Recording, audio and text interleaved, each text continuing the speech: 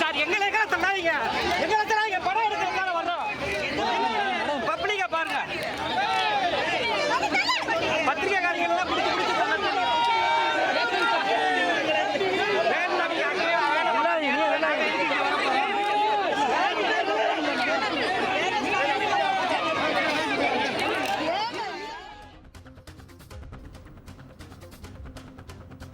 முக்கிய செய்தி. தடையை மீறி பேரணி நடத்திய குஷ்பு உள்ளிட்ட பாஜக மகளிர் அணியினர் கைது செய்யப்பட்டிருக்கிறார்கள். அண்ணா பல்கலைக்கழக மாணவி வன்கொடுமை சம்பவத்தில் நீதி கேட்டு பேரணி அறிவிக்கப்பட்டிருந்தது பாஜக மகளிர் அணியின் சார்பில். அந்த வகையில் சற்று முன்னதாக தீச்சட்டி ஏந்தியும் கண்ணகி போல வேடம் தரித்தும் ஆர்ப்பாட்டத்தில் ஈடுபட்டு வந்த சூழ்நிலையில் இன்று மதுரையிலிருந்து பேரணி தொடங்குவதாக அறிவிக்கப்பட்டிருந்தது. பாஜக மாநில தலைவர் அறிவித்திருந்தார். இந்த சூழ்நிலையில் தடையை விதிக்கப்பட்டிருந்த நிலையிலும் தடையை மீறி பேரணி செல்ல முயன்ற பாஜகவுடைய மகளிர் அணி நிர்வாகிகள் குஷ்பு உள்ளிட்டோர் கைது செய்யப்பட்டிருக்கிறார்கள்.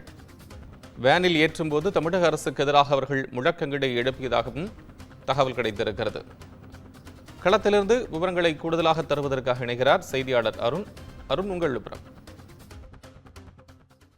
கோபாலகிருஷ்ணன், சென்னை அண்ணா பல்கலைக்கழகத்தில் பயிலக்கூடிய மாணவி ஒருவர் பாலியல் வன்கொடுமைக்கு ஆளான நிலையில் அந்த சம்பவத்திற்கு கண்டனம் தெரிவித்து தற்போது பாஜக மகளிர் அணி சார்பில் மதுரையிலிருந்து கண்ணகி சிலை கோவிலிலிருந்து சென்னை வரை பேரணி நடத்த திட்டமிட்டிருந்தனர்.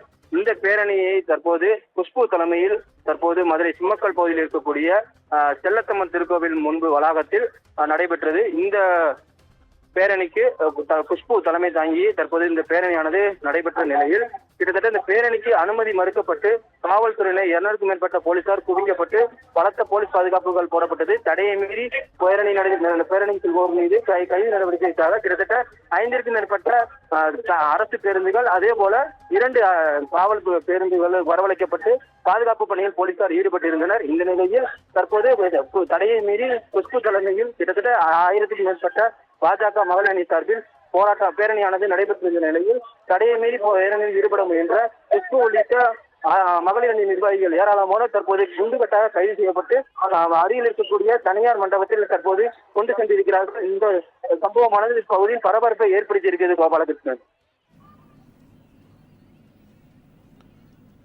அண்மை விவரங்களுக்கு நன்றி அருண்.